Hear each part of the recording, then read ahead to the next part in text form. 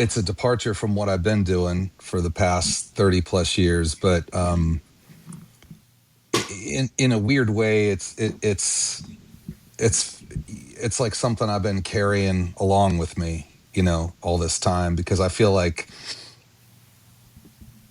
there's aspects of Americana music that have kind of permeated through everything I've done as a musician and a writer. And this is just a more maybe realized, this is a more specific version of that that's actually true to, like, I mean, Americana is such a broad term. I would probably classify this new record coming out more as like a roots or classic country album, because it's really kind of based on like 1960s country artists that are like my favorites.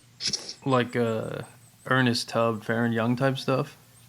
Farron Young, Lefty Frizzell, Conway, Jim Reeves, Okay. Porter Wagner, and even some of the great female singers like Patsy Cline, Connie Smith, Loretta Lynn. All those records are huge influences on me. Well, let's go back 30 years real quick, because if Okay. people don't know who you are, you were in a band, still in a band, I guess, called Face to Face. Face to Face is like a SoCal punk band. So if Yes. you're thinking about SoCal punk, that's exactly what it sounds like. And you're from Victorville, California, and Yeah. California has a Americana sound to it. We'll get to that later. Um, but you grew up Victorville, desert outside of LA. How does Face to Face come together? Well, when I was a kid, I knew pretty early I wanted to play music, and I gravitated toward music, before I was even a teenager. Um, Not really knowing much about what I was doing, and I got on the keyboard first. And I grew up in a very musical house. My dad is a musician and always played music my whole life. So, and then I have music on my mom's side of the family too. So I just kind of grew up in that environment, and it was something I was attracted to pretty young. Anyhow, just find, Victorville's a really small town, I drove through it or once. it was, at least back then. Yeah. We moved there in the mid 70s. I think it was 75 or 76. So it was really nothing out there. If I And remember correctly from the time I drove through it, it's like a desert. absolutely, yeah, it's the high desert. And Yeah. so like Palm Springs and Yucca Valley and that whole area is the low desert, and Sperry and Victorville are the high desert. So we got snow, but they didn't Oh, down there. The elevation's pretty different from one desert to the other. But anyhow, Victorville is basically a place to fuel up and take a leak on your way to Vegas, right. coming from Los Angeles. So there wasn't much out there. And just through the circle of friends I grew up with in school, whatever, anyone who I would meet at school who played guitar or did anything, drums or bass or whatever, I would try to get them to jam with me. And over time, I formed a band, and we did all kinds of silly stuff. It was the early '80s, and so we had a cover band that played like everything from Van Halen to Duran Duran Yeah. early What on. What were you But into growing up? What influences did your parents give you? well, my dad, he played a lot of like classic, like 50s and 60s rock and roll, like oldies. Hmm. And then when we moved to the high desert, he started playing country music because that's what was popular out there. And so I think I absorbed a lot of that through the music he was doing that was popular in the area, in the late 70s and early 80s. Um, so a lot of that kind of stuck with me. Of course, as a rebellious kid, I didn't like the music my parents were into, so I wanted to play rock music. And, I liked heavier music and like Iron Maiden and stuff like that. And then kind of gravitated more towards punk rock and bands like Bad Religion and Social Distortion and that type of thing. And then we by the time we figured out what we wanted to do, me and my friends, we made Face to Face, which was kind of like an homage to bands like The Descendants and Social Distortion, Bad Religion, in that vein, Hmm. but more like pop punk. And I would draw a thread to it because the music it's basically just pop songwriting, but with a little bit of attitude, right? So we weren't like a hardcore band or anything. We were basically just playing pop songs, and that's a lot of it was inspired by what my earlier exposure to music was, which was classic rock and roll, country, and that type of thing. A lot of the same chord progressions and melodies and ideas. So, not that I was playing country then, because I absolutely wasn't, but it's a very American style of rock and roll. We weren't, or punk rock. We weren't like a British sounding punk band or anything. No, it's So, well, Southern California at the time also had, I guess it would be the second wave of punk coming up. After the original late '70s. yeah, And it's the same thing. I grew up in D.C., so we had the original Minor Threat, Iron Cross wave of that punk, and then it took into more pop punk and then post punk. right. But L.A. had its own scene going on at the time. But you were like an hour and a half outside of L.A. Yeah, I mean, if anything, I guess we're probably third wave Face to Face, anyhow. Yeah. Um, so that's a very DIY kind of thing, jump in a van, go play shows wherever you can, meet people, try to get someone that has a label to record your record and put it out. And we did all that. And Were you driving like into L.A. to play shows? oh, absolutely. Yeah, Yeah. I Yeah. I figured worked you'd have to. when I was in my early 20s and the band formed. I was doing construction at the time. So I'd work an 8 or 10 hour day doing construction and then get in the car and drive to Orange County or Inland Empire or LA and then play a show and then get back at 1 o'clock, 2 o'clock in the morning, get up at 6 or 7 and go do my construction job all over again. So it was a grind, but Yeah, I bet you're happy that shit's over now. yeah, well, that feels like another life, man. I'm going to be 57 years old this year. So Yeah. that was a long time ago, but to me, it was worth it because I was passionate about playing music and doing that whole thing, and not so much about construction. It was just a way to pay the bills. So, yeah, did that for a long time. But I guess growing up in Victorville in the high desert, everybody thinks of California as like surfing and skating and all that cool stuff. But Most of it is not. I lived in it was, California. yeah, it was real different for us. Like I said, the popular music out there was country for adults like my parents. So my dad at the time was playing a lot of that music, and he actually played. There's a Roy Rogers museum in Victorville, the Royal Rogers Dale Evans Museum, Yeah, I saw that sign and driving to Vegas. so my Uh, dad played. My dad played with Roy Rogers' son, Dusty Rogers, in his band for a long time.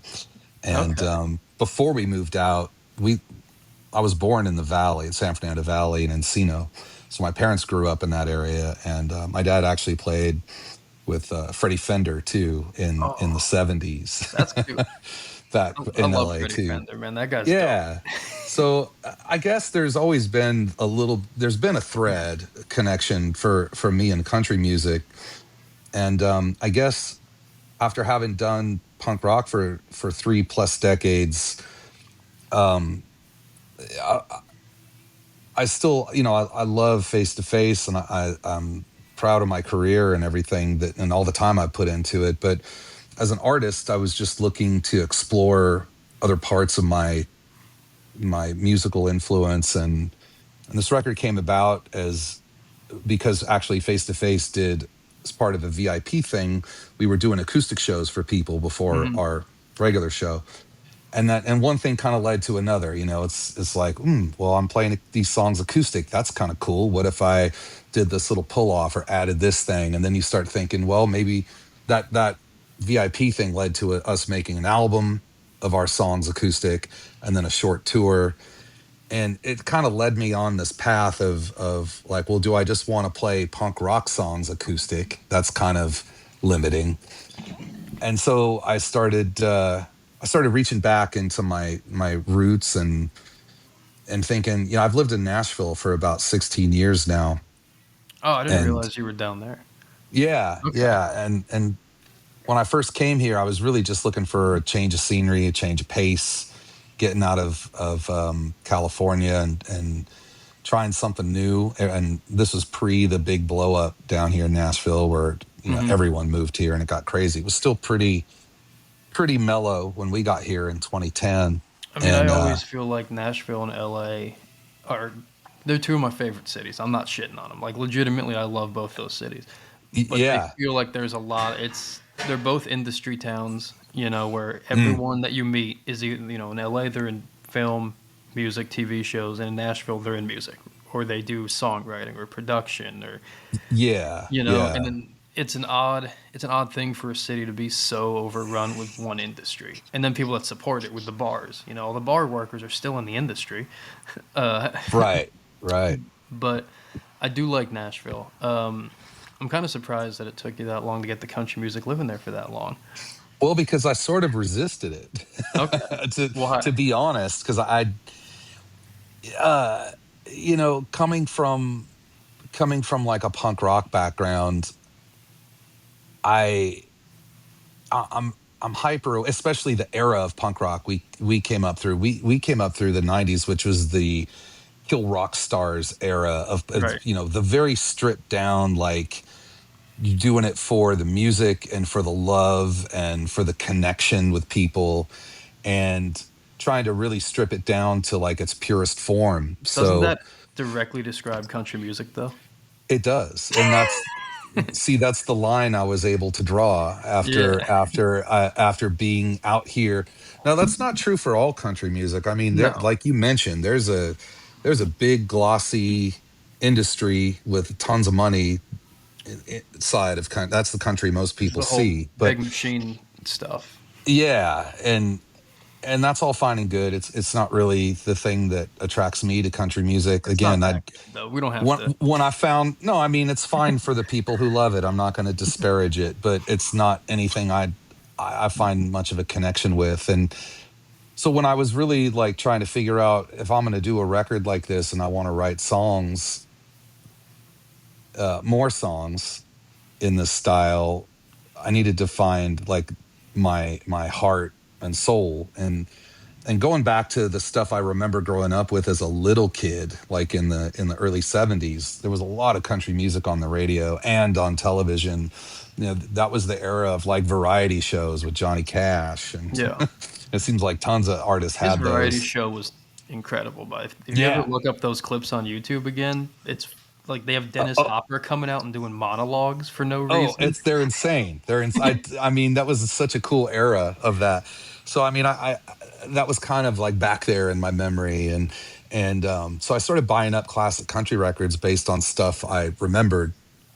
But then there was this whole discovery I went on too of all these guys I missed out on, and Like not who? I'm curious who well you like missed out on. Connie Smith, for example. I, Hmm. I really I never realized how amazing she was. And her debut record is like one of my favorite records of all time. Her voice is just so pure and amazing. She's got such a great tone in her natural voice. I love the production. I love the way the reverb sounds on that vocal.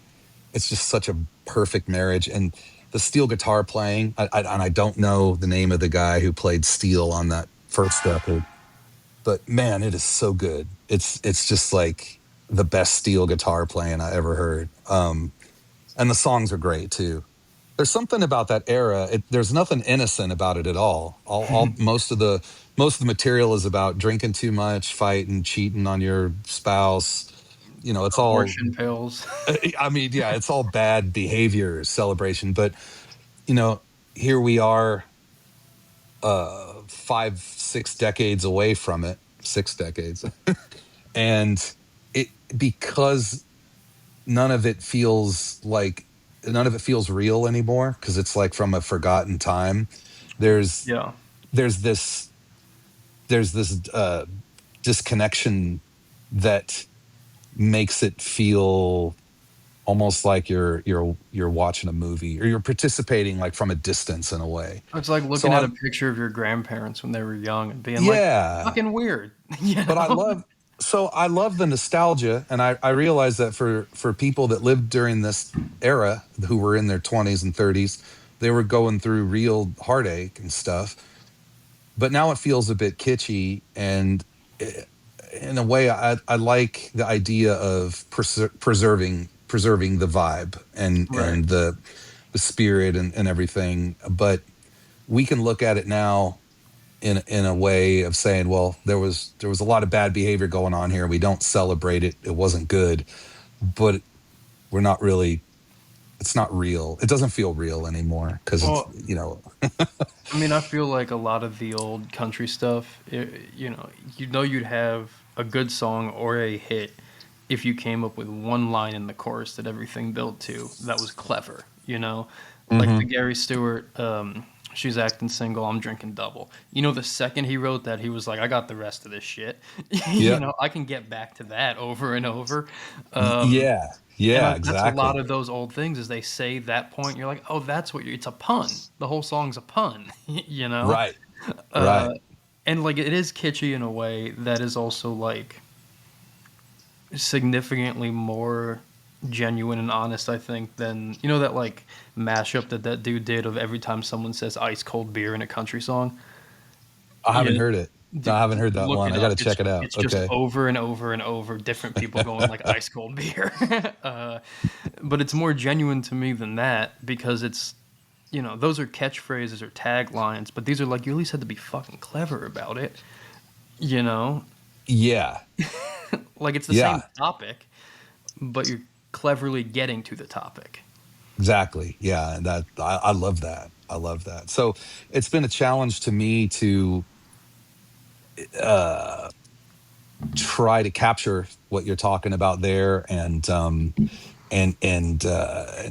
shift my songwriting a little bit so that I could embody the spirit of that type of songwriting, coming up with that good line, or coming up with like a good turn of phrase, like I liked when I came up with Heartbreak Grin, for Yeah, one of the songs on my record, and like you said, it's a central thing you can come back to. but And if you don't have that in a country song like that, I don't think you're gonna have a song. You know? no, no, you got to have something cool like that. So yeah, it's been a lot of fun to try to meet the challenge of you know writing in this way and all that. So getting back to what I started, because I've really veered off the path. Oh, I do it all the um time. It's fine. it's going to be weird for me it's inauthentic, I guess, to talk about authenticity, but for whatever it's worth, it was really important to me to make a country record that if you'd never heard of me before, most people haven't, you could put it on and go, okay, yeah, I get what this is. I understand this. This is a country record. I know what country is. I didn't want someone to put it on and go, why am I listening to this guy trying to do a country record and it doesn't sound Right. like one? You know what I mean? Um, so the reason I didn't immediately go into it when I got to Nashville is because I didn't ever feel right till I lived here for a while, till I got to meet people from the South, traveled through the South, hung out in some of these places, experienced culture, food, and steeped myself in it. And we moved away. We moved to back west, not all the way to California, but to Las Vegas for about 5 years, and decided that we wanted to come back here to Middle Tennessee, and that's just that feels like home now. After Yeah. being here for so long, and Well, Vegas and is a weird place too, man. well, yeah, yeah, it is definitely. I know most people don't think of it as a place to live, although there are nice, you know, neighborhoods and areas to live if you can get far enough off the strip where it I gets haven't more found one normal. yet. It gets a little bit more normal. Me and my dad were out in Vegas 2 summers ago. It didn't help that it was 130 degrees. Legitimately, that's not an exaggeration. Um, Yeah. but we drove around just trying to figure out what was going on. Like what part of this town is like, because most towns have a setup. You're like, oh, this is the nice part. This is the less nice part. This is the industrial part. We're driving around Vegas, going like, I don't know where anything is. I don't know what part of town we're in. It's just the strip or not the strip. It's a weird Yeah. place. I can't figure it out. Do you know who Jeremy Pinnell is? No, it doesn't ring a bell. I'm wearing a hat for him right now. But he's another guy. You said like three things that reminded me of his music. He has a song called "That's the Way Country Sounds." I recommend checking that out Okay, cool. because the answer in his lyrics is not lyrics; it's the sound of the band behind him, and it's an interesting way to kind of work in that whole like mixture between the music and the words of like all this together makes a country song. Okay, You know, cool. Yeah. um, Yeah. he's a cool guy, but I imagine that writing for pop punk and country takes two different parts of your brain and personality. I guess so. When I write, I try not to use too much of my actual brain. I try to write more from, another. I try not to intellectualize it, I guess is a better way of putting it. Because if I don't feel some kind of inspiration, then the writing isn't going to be very good. It's going to come out clinical and Yeah, uninspired. So you kind of, for me at least, I got to be kind of in a zone to.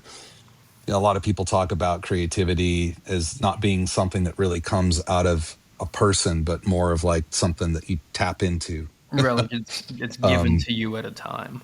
yeah, yeah, and I find that to be true with me too. Because if I just try to go, I'm going to sit down and write a song right now, they don't Right. usually they don't usually come out very good, but to my standard anyway. When do they Um, come? Is there any through line? it's been different throughout my life, but one thing you can do that's or something that's worked for me at least is I can't necessarily sit down and grab a guitar or a pen to paper and go, I'm going to intentionally write a Right. song. But if I sit down with a guitar and allow myself some time to clear my mind and maybe give myself a half hour or an hour to just kind of get myself in a headspace where I'm open, um, that can help foster some inspiration sometimes. So it's about trying to, for me, I got to quiet my mind down a little bit and try to put myself in a place where I can be open to the creativity. And it's not something that it comes naturally for me. I have to like make an effort to do that. So it happens that way sometimes. Sometimes I could be at the car wash or whatever, Right. and a song will pop into my head. I mentioned the song "Heartbreak Grin" a minute ago. I actually had a dream about that. I don't know if I had a dream, but I woke up in the morning and that song was in my brain I don't know where it came from, and I was just singing the melody, and it wasn't the lyric, but I was singing that melody when I woke up. So that happens sometimes too, which is kind of cool. Yeah, there's a one of my favorite songwriters is Robert Hunter from Grateful Dead fame. Hmm. And there's, if you're into the Dead, there's the infamous, it's almost a holiday now, where he wrote, I can't remember the three exact songs he wrote on that day. It was like They Love Each Other and two other like big Dead songs that are just, it become this holiday of like Robert Hunter tapped into something on that day and pulled these three out, and he hadn't written in like a year previously and he Yeah. couldn't bring himself to. And for something happened where, and I don't know if you're a Deadhead, but if you are, this will make sense. Where the music showed up for him at that time, because he Hmm. was like a conduit for a lot of American ideas and American mythology in his music. Um, but it's just fascinating to me that you have a year of nothing, and you're Yeah. killing yourself over it. And then one afternoon, you're hanging out at your house and you show up the next day and show Jerry Garcia you have three hits, you know? and they're Yeah, I all mean, good. I feel like it does happen like that sometimes. The inspiration just can kind of strike out of nowhere. Well, that's it feels like it's hard to be a musician and be like, oh fuck, I got to put a record out. Like if you're on that cycle. It can be, and I'm not. I'm one of those guys. I'm not overly prolific. And I see some of these other country artists, and I'm like, whoa, didn't that guy just have an album out like 6 months ago? Yeah, It's Charlie Crockett puts one Charlie out Crockett, most every notably. month, Yeah, that. and they're all He. good too. Yeah, I mean, mostly. Like, So it's yeah, there are some cats that just write songs all day long, every day. I could probably be a little more disciplined to get into that space, like I'm talking about, where I quiet my mind more. But I don't know. I have this weird thing where I feel like if I write a bunch of songs, I want to record them and then I want to go out and play them. And if I'm on tour, I don't really tend to write much because that's right. a whole other rhythm that you get into, you know. But if you're lucky enough to be able to write when you're also on tour, you just constantly write all the time. That's great to be that prolific. Yeah, did with these songs that are Departure, did you write them and then start like testing them with audiences and just being like, "Hey, I'm doing a different thing," to see Yeah, I how it did a would go little bit over? because actually, when we did first move to Nashville, I had a song in, I had a country song in my head, and I thought, well, I guess I'm in Nashville. I might as well mess with this country song, and it's what ended up becoming uh, "Wandering," and in in the original form of it, I don't know where it came from. I just had this song idea that would be for like a female performer, female vocal about a wandering man. And I actually, the first couple of people I met here when I came into town, Jeff Firebaugh, who used to play bass in Hillbilly Casino, they used to play down on Lower Broad all the time. And this was 20 some years ago. But he had a studio and he's like, yeah, man, if you ever want to come record. So he grabbed one of the singers, played a lot down on Lower Broad, and she cut the song, and we demoed it up, and I didn't really do much with it, but I had it. So one of my ideas was finally realized, you know, and then what other? So I didn't really play that one out, but I have been doing some solo acoustic performances over the past 3 or 4 years, not many, and I would squeeze in, you know, they'd be mostly face to face songs, but I would put in like some country covers too, Hmm. and just to see how those would go over. But it wasn't really until I got the album recorded, and we recorded this record about a year ago now, that it sort of really took shape from them being demos in my head to being a real record. And like you said, that the artist that wrote the song about what a country song is, they once I got players that I worked with in the studio that are local guys here around Nashville, they brought it to life. I Right. went in there with my demo and lyrics and then a focus track, and they would listen to the demo and the focus track and go, yeah, okay, cool, we get the vibe, and we just laid it down, and they came out so good. It really helped inform the direction of everything. I mean, I also feel like a lot of people that we've talked to, um, including myself in some capacity, but musicians like Benjamin Todd and John Moreland, they grew up punk kids, and now Hmm. they are not. You know, there's that pipeline of punk, whatever variety, whether it's crust or pop or straight edge. Then all of a sudden you become an adult and you're like, hey, I really like country music.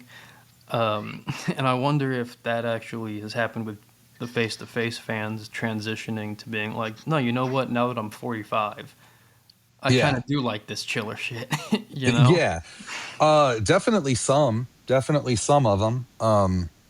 So far, with whatever I've released two singles so far, and the album doesn't come out till July. But response to the two singles has been mostly positive from people. So there's been one or two that are like, "I love you, but I can't follow you down this path," Yeah, which well, I can respect that. There's nothing wrong with that. So I got to assume the maybe the people that don't like it are kind of keeping it to themselves, which is fine. Or maybe just not enough people have heard it yet, too.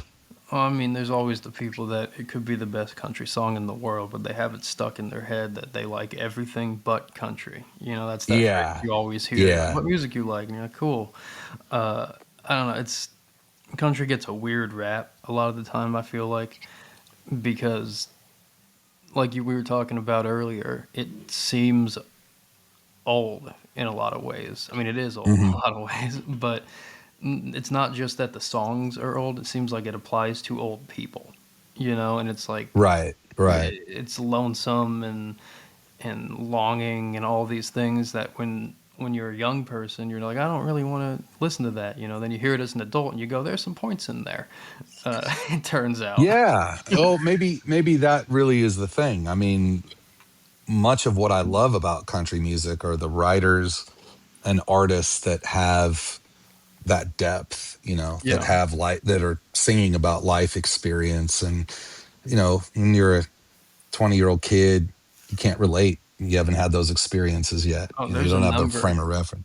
There's many musicians. One of them, probably the biggest example, is Van Morrison, where my mom would play Van Morrison when I was a kid, and I'd be like, I want to hear Dookie by Green Day again, And then now as an adult, I'm like, Van Morrison is the best at this forever, Like Yeah. it turns out Yeah. Astral Weeks is nuts, and he was younger than me. Oh God, like Yeah. you make that switch at some point as you get deeper into your life, where you go, oh, I get what you're doing here.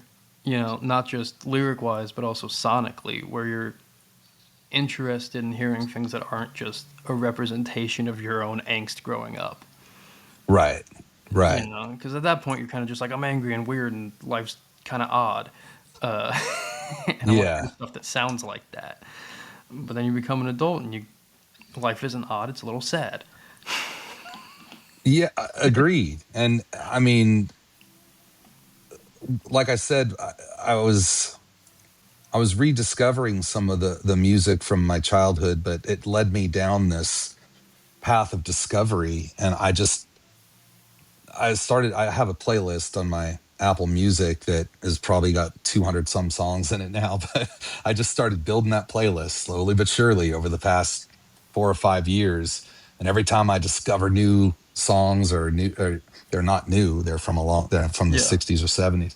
But every time I discover someone that's new to me, I'll add that in there, and it's just kind of grown from there. And it's just been really, I've done that a lot throughout my life because, there was an era. I'm old, but there was an era when before the internet, where you'd have to like ask your buddies or go into the record store and ask the Or like record a store cool older owner. brother would tell you. Yeah, right. Like what should I listen to? Unless you heard something on the radio, maybe you like. And then for punk rock, that turned into like you would get your fanzine, your Right. regional fanzine, look through that. And so there's been all the access hasn't always been there. And even now with immediate access to all this music, in a way, like I feel like most people need it curated, right? Or you're not going to find out Oh yeah. about records. I mean, I So I care a lot about what I listen to and put on in our store and everything, and then I go, it's the same goddamn 100 songs over and over. you know? yeah, yeah. So there's been I guess what I was getting at is there's been a lot of times in my life where I'm like, all right, I missed out on this entire movement of music, and I have to go back and discover it later, Right. because there's so much going on all the time that you might live through a portion of your life and then go, well, damn, I totally missed out on that whole movement of music. So Or you just forget um about it, like you used to know and like it, and then you hear it again 15 years and later and go, I know all the words.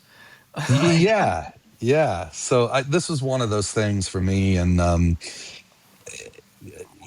I just creatively and everything, I'm really having a great time making this kind of music, playing this music and genre. And it's just really, it feels, I don't dislike doing punk rock, but this feels more like comfortable to me Yeah. in a way, where sometimes going out and bashing through a set of punk rock songs, which we don't do very often anymore, um, is starting to feel. I can't say that it's not awkward, but it maybe not as comfortable as it used, not as fitting, Yeah. because we're our band. We play songs that we wrote 20 some years ago too. That's like the sweet spot for our band, right? So when Face to Face goes out and plays, we're playing music from the 90s mostly and early 2000s anyhow. Yeah, it's um I don't know if you look yourself or your band up ever. Um but I did because we're doing this. Uh uh-huh. and I ended up on a Reddit thread about people either talking about your band or talking about um like seeing you guys live. And one of the things that I picked up on was that a lot of people have been with you for a long time, which is good. I mean, that's, David Crosby had Yeah. the thing of the first record doesn't matter, it's the second record that counts because you had your whole life to put the first one out. So like, Yeah. you know, so reading all these comments on Reddit threads, people are getting a lot of tattoos of you guys still, which is that's cool. Yeah. But B, an interesting thing, is one guy said, I don't remember if it was you or someone else in the band that said it on stage, but someone said something about don't throw a hip out in the pit tonight, you know? Sounds like some smart ass thing I might say. Yeah. Yeah, and I mean, you get to the point now where like they did a thing on Everybody's Live with John Mulaney where it was an old punk focus group and Lee Ving is in there and Lee Ving is 75 years old. Right. You're like, what the fuck? Old punks, that's not a thing that's ever existed. Yeah, You know? right. Yeah. Yeah. We're in a weird era of all that right This is now. a new Hmm. genre of person, an old angsty man, you know? But at the same time, it's cool, man. A lot of the comments I was seeing, people being like, yeah, I brought my son to a face-to-face show, and these are recent comments in the past, 5, 10 years, being Yeah. like, and now they're into it. And I mean, that's the enduring thing of, music in general is a lot of the stuff that you listen to is handed down from your parents. You can track a lot of my favorite bands. I like Cream, Marshall Tucker, Uh-huh. Jethro Tull. These are all bands that my parents listened to. And I'm still like, that is the best shit, man. Uh, and I'm not a musician, but I imagine if I was, I'd be aiming at it. And it's the same thing for this record. You're going, well, damn, that is really good shit that my parents heard. Right. Right. You know? Yeah. It's a weird time where we have so much access to so many things. It's overwhelming, and we're all going backwards. Right. Right. you know. Yeah. Um, but I'm gonna change topics entirely here. Okay. I was told by the PR person that put us in contact that you're learning how to ride motorcycles. I'm not learning. I know how to ride Oh, she motorcycles. phrased it weird. Did she? She said he's a new rider, I think. Well, I'm new because, well, go ahead and ask your question and then I'll give you my No, background. go into it. That this will dictate my question. Okay, cool. I guess I'm a late in life rider mainly because, and this is like 7 years ago, but at the beginning of COVID, when it looked like we were all going to be shut down from working, basically living our lives, my son, who was in his mid 20s at the time, was like, all right, Dad, I want us to learn how to ride motorcycles and go get our concealed carry permits. Want to do, he phrased it as like cool man shit, Yeah, half joking, So, and I was like, I dude, do I'm both 50. those. I was 50 at the time. I'm like, man, I don't know if I want to get on them. I mean, motorcycles are fun, but he's like, no, come on, let's do it. So I went to the class and got my permit and jumped on a motorcycle and we started riding. But it's been nearly a decade. And in that time, me and my son and my old friend Chad, who used to play guitar in Face to Face, he lives in Texas now, and some other buddies, we get together and do at least one annual ride, sometimes two if we're lucky, Hmm. and we pick different parts of the country and meet up, and we'll do like a week long ride. Um, at least once a year, and that's been so fun to be able to connect in that way, and and and just hang out. So it's something that I look forward to every year. Matter of fact, my son and I just we just took the bikes down to Muscle Shoals this past weekend, Oh, that's and not that close. That's a good little ride.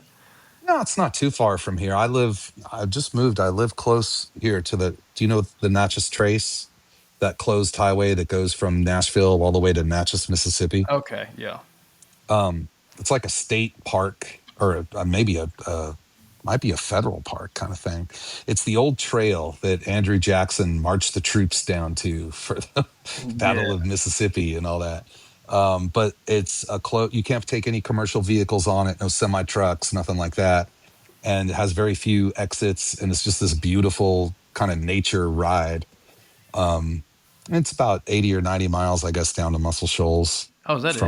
from here to there. Yeah, not too bad. Oh, I So that thought. was fun. Well, But yeah, I guess I'm a new writer if you compare it to my entire life. But I don't know. it's Don't give her shit about it. I might have read it wrong. no. That's fine. That's uh, fine. what do you have? I'm always curious. What do you ride? I have the first bike that I got still, although I'm tempted to get like I'd have 50 motorcycles if I indulged myself. I have a Triumph T120 black. Okay. Do you It's like like it? a vintage. It's like a modern classic bike. I love it. It's great. Yeah. It's 1200 cc motorcycle. It's got plenty of power. It's not a big old, you know, garbage barge or anything. But it's just a good all around bike. When I take it on these road trips, man, I can probably do about 150 miles a day before my ass is killing me, and I'm sick of getting beat up by the wind and the bugs and everything because it doesn't have like a fairing and all that Yeah. stuff on it.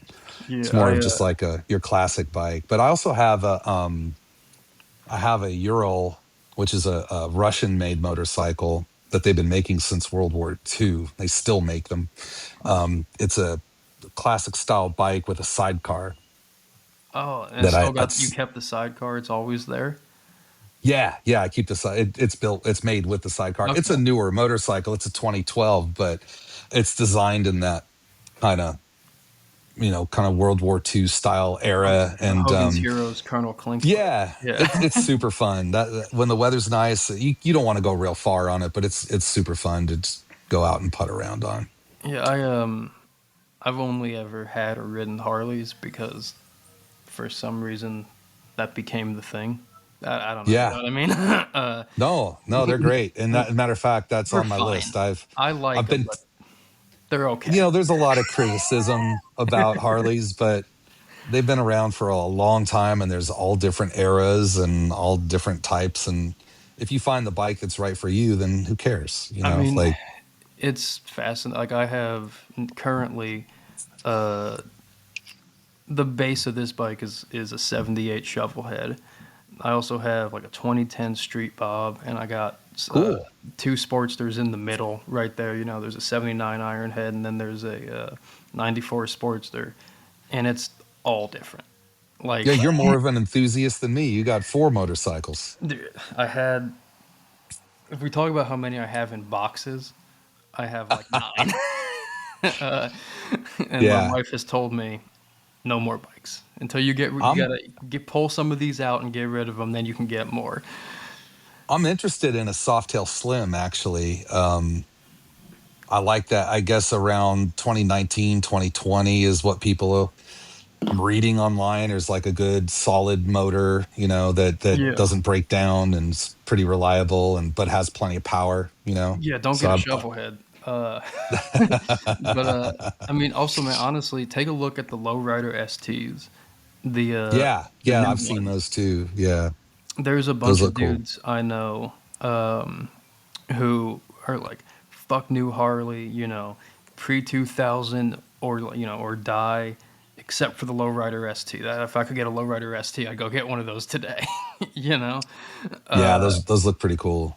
I mean, they're I neat. like that'll probably be my next bike. I've been wanting to get in a good American made bike. So, it's either Harley or Indian. And I think I gotta level Harley's. with you, man. I don't think most Harleys are made here anymore. Well, I know that, but it's just the brand. Triumphs aren't made in England anymore either. I don't know. It's They're probably made in Indonesia or wherever. well, here's the thing that annoys me about that is Harley moved all their manufacturing over to Asia, right? And I was Mhm. like, you didn't even put them in the good Asian factories. You didn't even use the Honda people or this is you just they make good bikes, but you decided to do something totally different, unrelated Yeah, from those yeah, good motorcycle builds. Uh, yeah. I don't know, man. It's What do you think of interesting. the new CEO over at Indian? They're trying to shake it up a little bit with the new Indian models that are coming out. I mean, so here's the thing I think about a lot of motorcycle brands, and a lot of it goes back to the history of Harley. Why I have this opinion, right? So two people started Harley Davidson, right? Those people sold the company, and then their families sold the company actually to AMF, the bowling alley people in Yeah, I know that 1968. era of Harley. Right. And that's when you have the iron heads and the shovel heads, and like people love shovel heads. I purposely went out and got one, and I have another motor in my garage. They're problems, you know. Like there's gas on the ground, there's oil on the ground. I got to kick it over, and some days I'm like, is the bike fucking broken? Uh, just Mhm. because it's not Yeah, kicking. And then in the early '80s, Willie G. Davidson, 1981, I believe, bought Harley, and he's the grandson of the original Davidson.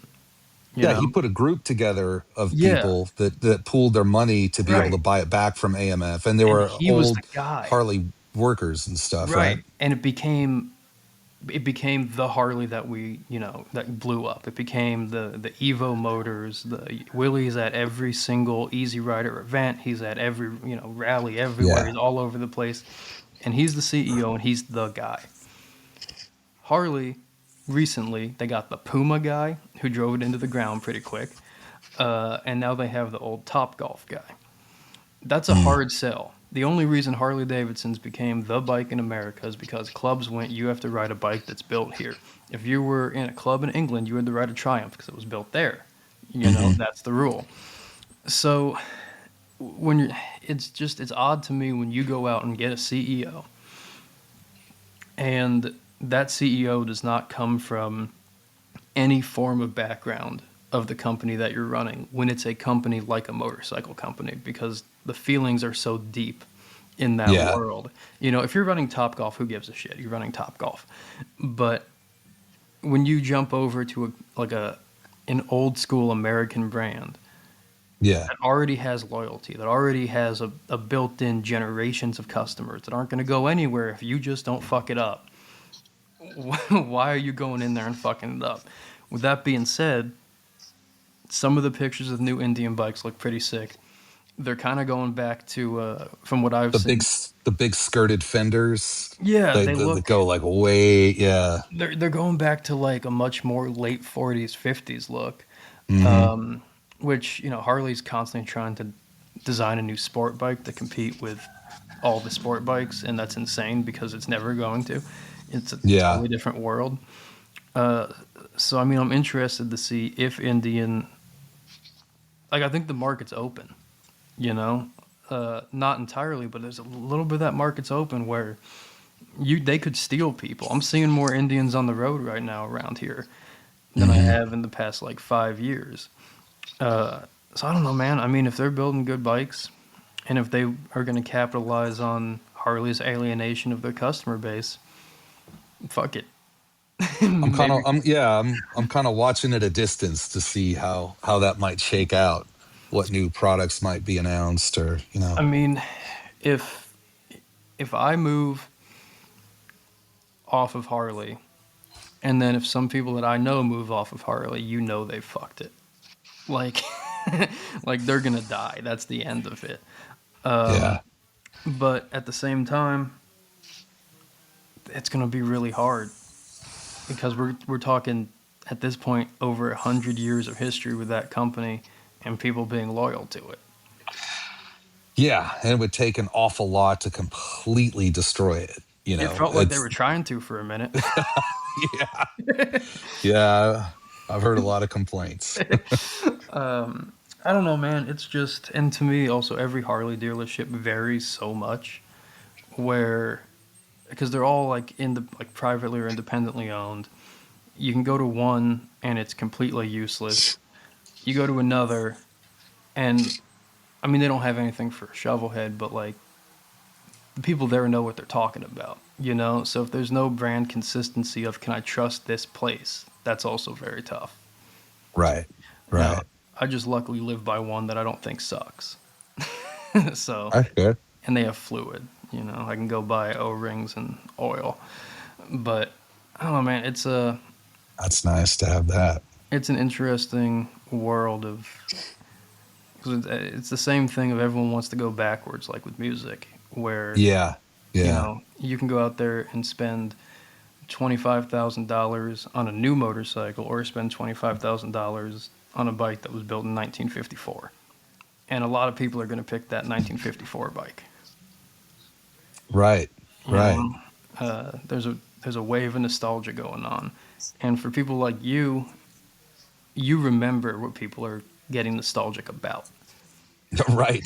You know, Because I'm old enough to remember. Yeah. like I don't. I'm just old enough to remember before the weird switch in the world where everyone had phones and it's super digital and all that. You know, I Hmm. remember dial-up internet, it was still the internet. You know, so it's always odd to me to see the difference between people who look back on it with, you know, rose-colored glasses versus people like you who were alive there and were like, they were good shit, but like it wasn't always great, The AMF era, not so much. you know, or just or even like people idolize the '70s. And it was like the gas shortages and the massive unemployment. Yeah, the nostalgia tends to paint a pretty rosy picture over Yeah, the dude. reality of what it really was. But the truth of the matter is, there was good and bad through It those always eras. So, is, right? Like yeah, yeah. that's the I mean, way. it's just common sense. But a lot of times we tend to ignore the bad. Yeah, there's a lot of people that I always see this, you know, like 18 to 23-year-olds being like, I wish I was this age in 1969. I'd be like, oh, like in Vietnam? Like, you know, Yeah, you really want that, huh? like you wish that's what you were doing, man? I don't know. Think that shit through, bud. uh, but, you know, I don't know.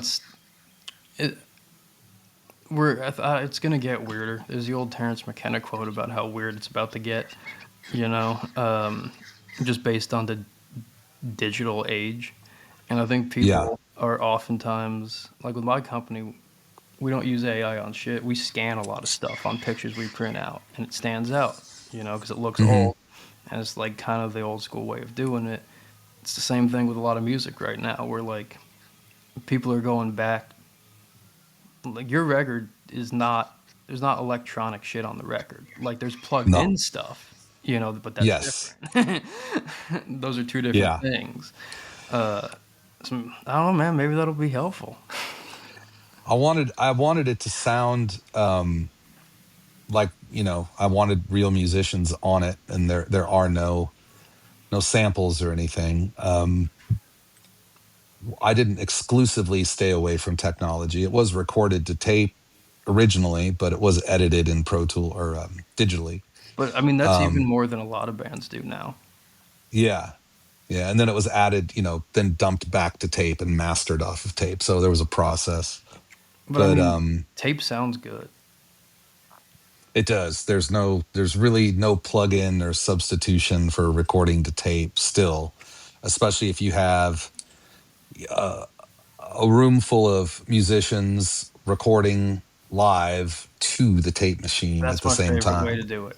Like, And that's how we cut the record. It was bass, drums, my vocal and guitar were scratch, and then guitar going down. But so those three elements at least all went down at the same time. and if you watch a lot of those people, you know, back in 1965, or even just the old Beatles and Stones documentaries, they're just all in a room playing this shit, you know, Yeah. until the Beatles Yeah. got real out there and started Yeah, for reversing sure. everything. But I mean, the London Philharmonic was really in that room, you know, going I to mean, if tape. you can, yeah, there's no, once you start isolating everybody and having everyone just cut their part to a previously recorded track, it does start to lose some of its uh like vibe or yeah, like the charm because humanism to it.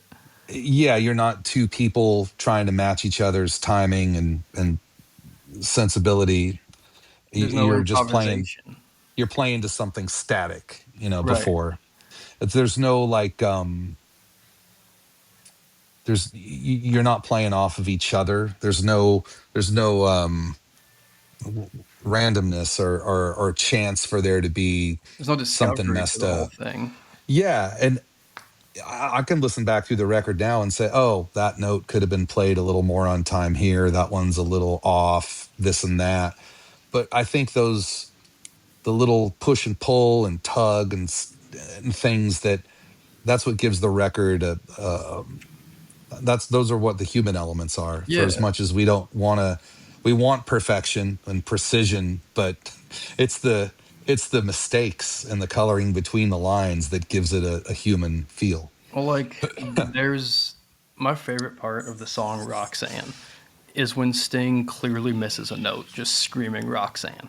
You know, like you're like that's not even you didn't get it, you didn't get there at all, but it's my favorite Yeah. part of the fucking song, you know? Or like I don't know if you're a David Lynch guy, but a lot of his stuff, Inland Empire was entirely this way, where there was no script. They were just figuring it out in the room, you know? Like they just Uh, went, what do I want?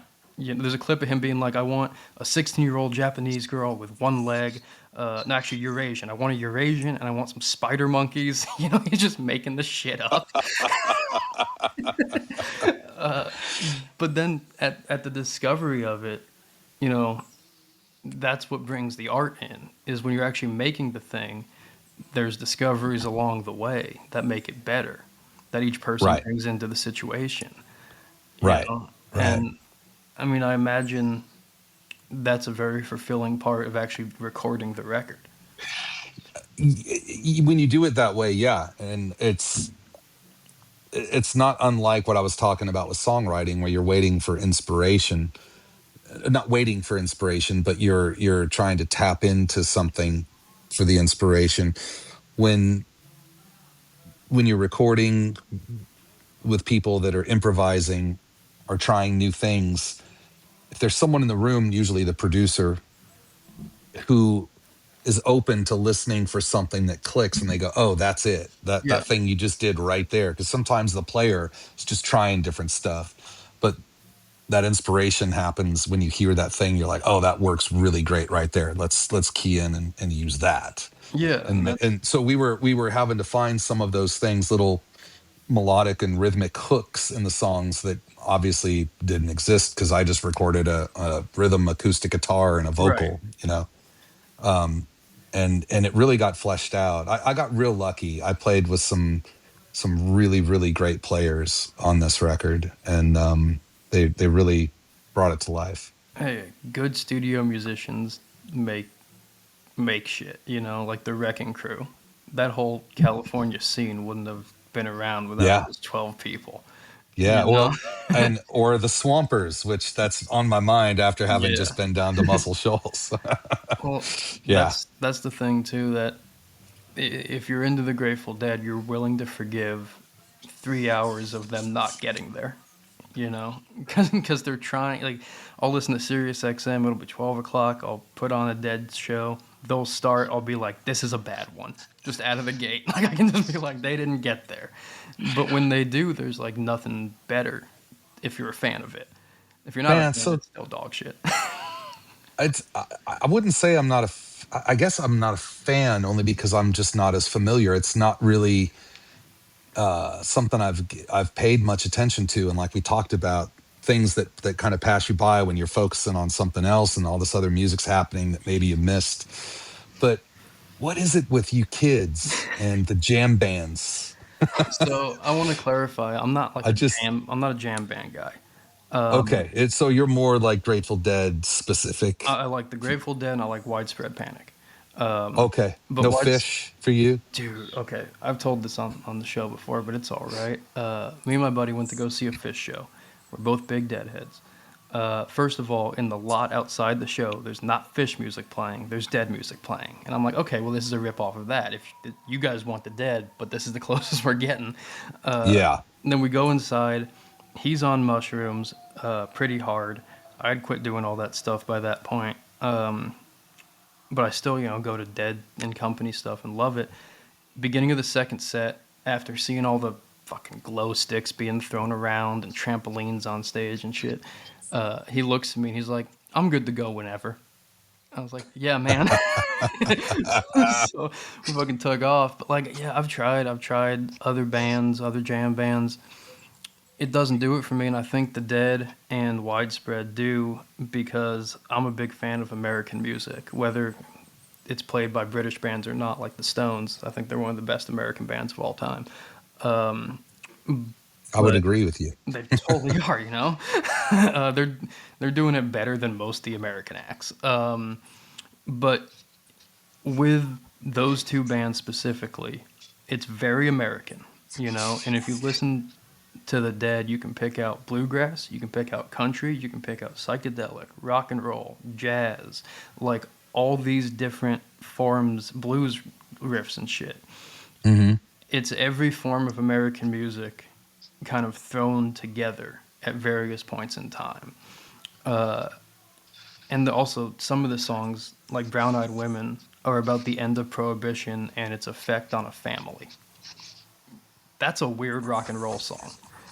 Yeah, you know? yeah, that's a weird topic. Well, admittedly, it's something I have not given much attention to. So maybe that's another new music conquest I need to go down the rabbit hole and check out because Go on Spotify or Apple and pick any show from Europe 72.